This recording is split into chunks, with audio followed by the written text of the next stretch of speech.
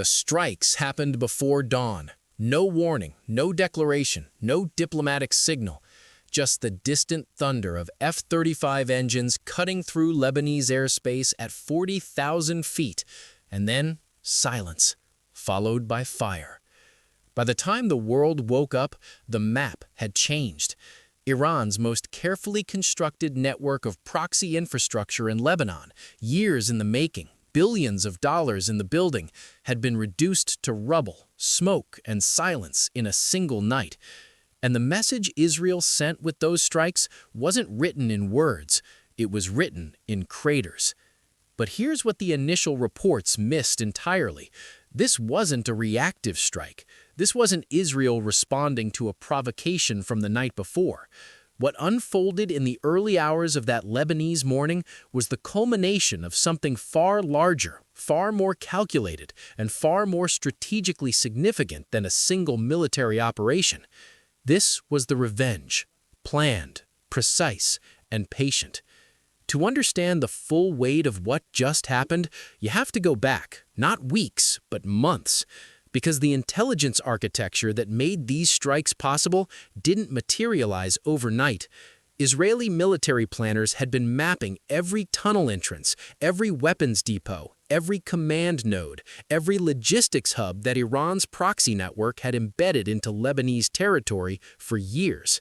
The targeting data was extraordinary in its precision. Not approximate locations, not general areas, exact coordinates, sub-meter accuracy on facilities that Iran believed were invisible, buried beneath civilian infrastructure, hidden inside industrial buildings, concealed under agricultural land in the Bekaa Valley. Iran thought it had built a fortress.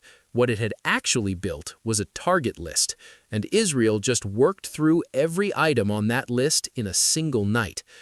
The weapon of choice tells you everything about the strategic intent behind these strikes. Israel's F-35I Adir, the Israeli variant of the most advanced stealth multi-role fighter ever built, is not a weapon you deploy for routine operations. It is not a weapon you use when you want to send a calibrated, limited message.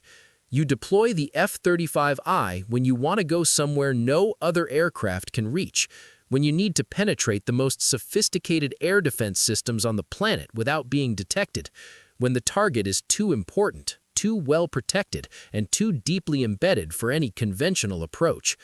Iran had spent years positioning advanced air defense components with its proxy forces in Lebanon, Russian origin systems, Iranian domestically produced interceptors, layered radar coverage designed specifically to detect and engage Israeli aircraft before they could reach their targets. The F-35I flew through all of it, unseen, undetected, unstoppable. By the time Lebanese radar operators registered any anomaly at all, the bombs were already falling. Now here's where the story takes a turn that most analysts are still processing. The targets hit during these strikes were not random. They were not simply weapons caches or rocket launch sites, the kind of infrastructure Israel has struck dozens of times in the past decade. These strikes hit something different, something that Iran considered untouchable. The command and control architecture, the nerve centers, the facilities where Iran's Revolutionary Guard Corps advisors had been operating, directing, coordinating, and managing proxy operations across the Lebanon theater. Iran didn't just lose weapons in these strikes. Iran lost the human infrastructure, the experienced operators, the strategic coordinators, the battlefield commanders who understood the full operational picture of Iran's Lebanon network. Weapons can be replaced. That kind of human capital cannot, not in months, not in years, and Iran knows it. The panic inside Tehran's military command structure in the hours following the strikes was, by multiple accounts, unlike anything seen since the early days of the Syrian conflict. Communications between senior IRGC commanders and their Lebanon-based operatives went dark, not because the communications infrastructure was destroyed, though some of it was, but because the people on the other end of those communications were no longer there to receive them. The silence from Lebanon wasn't tactical radio discipline, it was absence. Let's talk about the geography of what was destroyed, because the locations matter as much as the targets themselves. The strikes concentrated on three distinct operational zones: the southern suburbs of Beirut, where proxy command infrastructure had been rebuilt following previous Israeli operations; the Bekaa Valley Corridor, the primary logistics artery connecting Syrian supply lines to Lebanese proxy forces; and the southern Lebanese border zone, where hardened underground facilities had been constructed specifically to survive conventional aerial bombardment. That third location is the one that has military analysts genuinely stunned. Those hardened underground facilities were built to withstand standard munitions: reinforced concrete, deep burial, multiple access points designed to allow operations to continue even under sustained attack. Iran's engineers had studied every previous Israeli strike on underground infrastructure and designed these facilities specifically to survive them. Israel used bunker-penetrating munitions that dropped through multiple meters of reinforced concrete before detonating at maximum destructive depth. The facilities didn't survive. The engineering calculations that were supposed to make them invulnerable turned out to be based on a threat model that the F-35I and its weapons load simply made obsolete. Iran had built its bunkers to survive the last war. Israel fought this one with the next war's weapons. Now, and this is the open question that every intelligence analyst in the region is currently wrestling with: what did Israel find inside those facilities before it destroyed them? Because the targeting precision of these strikes, the specific selection of command and control nodes over simple weapons storage, the deliberate focus on human infrastructure rather than hardware, all of it suggests that Israel went into this operation with intelligence that went far beyond standard aerial surveillance. Someone talked, or something was compromised, or Israel had penetrated Iran's proxy command network at a level of depth that Tehran is only now beginning to understand. The implications of that possibility are more alarming to Iran than the physical destruction of the strikes themselves. You can rebuild a bunker, you can restock a weapons depot, you can even, over time, rebuild a human command network, but you cannot rebuild trust in a compromised system. You cannot unring the bell of a penetrated intelligence architecture. Every communication, every operational plan, every strategic assumption that passed through that network in the months and years before these strikes now has to be treated as potentially known to Israel. Iran's entire Lebanon strategy may need to be rebuilt from scratch, not because of what was destroyed, but because of what was seen. The international reaction to the strikes moved through predictable phases: condemnation from expected quarters, carefully worded statements of concern from European capitals, urgent consultations at the United Nations Security Council, the diplomatic machinery of crisis management grinding into motion on cue. But underneath the official statements, in the private conversations between defense ministers and intelligence chiefs, the reaction was something more complicated than condemnation, because the strikes demonstrated something that every military power in the world had to acknowledge, regardless of their public position on the political question. The F-35I had just proven, in combat conditions against real air defenses over contested territory, that it could do exactly what its designers claimed it could do: penetrate, strike, disappear, and deliver precision munitions against hardened targets with an accuracy that previous generations of combat aircraft could not have achieved.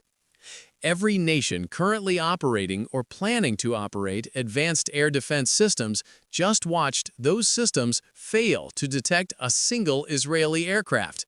That is not just an Israeli story. That is a global military story. And the nations absorbing its implications most urgently are not in Europe or North America. They are in Tehran and in Moscow and in Beijing. Because if the air defense architecture that Iran spent years constructing in Lebanon, drawing on Russian systems, Iranian engineering, and years of operational refinement, couldn't detect an F-35I strike package, then the strategic assumptions underlying a generation of anti-access, area denial doctrine just took a serious blow. The entire theory of using advanced air defense networks to neutralize Western air power superiority depends on those networks being able to see what's coming. Last night proved they cannot. Not reliably, not against this platform.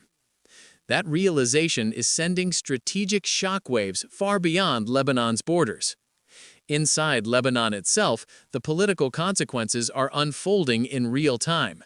The extraordinary degree to which Iran's proxy infrastructure had embedded itself into Lebanese territory, into Lebanese communities, Lebanese geography, Lebanese civilian life, is now visible to the Lebanese public in ways that it wasn't before. The craters are in Lebanese soil. The destroyed buildings are on Lebanese streets. The fires burning in the Bekaa Valley are visible from Lebanese villages. Whatever the strategic logic of hosting Iran's proxy network, the Lebanese population is now confronting, in immediate, physical terms, what that hosting relationship has cost their country. That confrontation is reshaping Lebanese political conversations in ways that will take months to fully understand, but the direction of that reshaping is not favorable to Iran's long-term position in the country. Iran built its Lebanon network on the premise that it could maintain strategic depth against Israel while keeping Lebanese society broadly acquiescent. These strikes have complicated that premise severely. Now for the strategic dimension that nobody in mainstream coverage is talking about. These strikes did not happen in isolation. They happened against the backdrop of a broader regional recalibration, one in which Iran has been absorbing setbacks across multiple theaters simultaneously. The degradation of proxy capacity in Gaza, the shifting political landscape in Syria, the economic pressure of sanctions compounding against a domestic economy already under severe strain. Iran's strategic position in the region has been eroding, and its leadership knows it. The Lebanon network was supposed to be the anchor, the one piece of Iran's regional architecture that remained intact, capable, and threatening enough to deter Israeli escalation. The one card that Tehran could always point to and say, "Whatever you do to us, we can make Israel bleed from the north." That card just got burned. Not eliminated entirely, Iran retains capacity in Lebanon. The proxy network is damaged, not destroyed. Rebuilding will begin almost immediately. Iran has both the resources and the motivation to reconstruct what was lost. But the reconstruction will happen under a new set of conditions. Israel now knows with confirmed combat-tested certainty that it can reach those facilities, that the air defenses cannot stop the F-35I, that the bunkers cannot survive the munitions, that the human networks are penetrable. Iran will rebuild, but it will rebuild knowing that Israel can reach inside whatever it builds. That knowledge changes the strategic calculation in ways that no amount of rhetoric or regional posturing can reverse. The question hanging over the region now is not whether Iran will respond. Iran will respond. The question is how. Because the conventional military options, rocket salvos, proxy attacks, direct escalation, all carry risks that Iran's current strategic position makes extremely difficult to absorb. A major escalation invites further Israeli strikes at a moment when Iran can least afford them. A restrained response signals weakness at a moment when Iran's regional allies are watching closely for signs of Iranian resolve. Tehran is caught between escalation it cannot sustain and restraint it cannot afford to show. That is not a comfortable place to be, and the people making decisions in Tehran right now know it. The strikes are over. The fires are still burning. The strategic consequences are just beginning to unfold. Israel sent a message last night that went beyond Lebanon, beyond Iran's proxy network, beyond even the immediate military targets that were destroyed. The message was this: we know where everything is. We can reach anything we decide to reach, and when we decide the moment is right, there is nothing you have built that can stop us from reaching it. That message was received in Tehran, in Moscow, in every capital watching this unfold. The question now is what comes next. And the honest answer, the answer that every analyst, every intelligence chief, every defense minister is sitting with right now is that nobody knows. What we do know is this: the Middle East woke up this morning to a different map than the one it went to sleep with, and maps that change this fast, this dramatically, this violently, they rarely stop changing after just one night. Stay close to this story, because it is far from over. If you want deeper breakdowns on global power shifts as they happen, subscribe. This is where the real analysis lives.